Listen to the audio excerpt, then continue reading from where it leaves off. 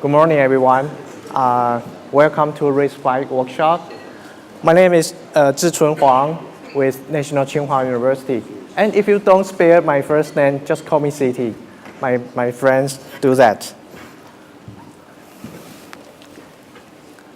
As you know that the momentum of RISC-V continues to be stronger and stronger in recent years.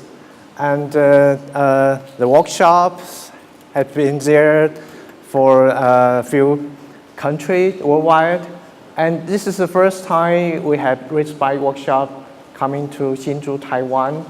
And the reason we would like to do that is because, Taiwan is very unique in semiconductor industry.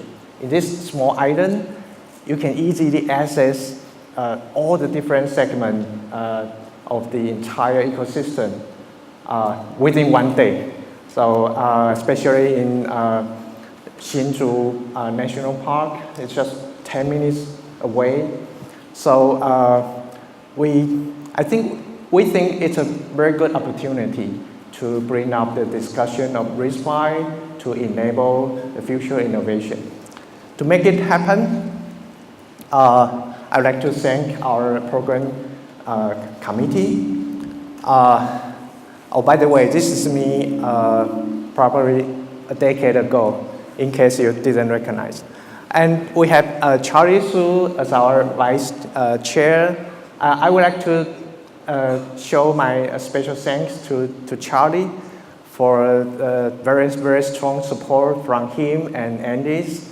And we have Professor Kun Zhong Li from National Cheng Kung University, Professor Jin Jialiu, he is my colleague at NTHU, and also Jimmy Lu from E3. And of course, a very big thanks to all of our sponsors. In addition to NTHU, our government, especially education, the Ministry of Education, also gave us a very strong support. And also the education consulting of smart manufacturing and electronics. And of course, Andes and Western Digital.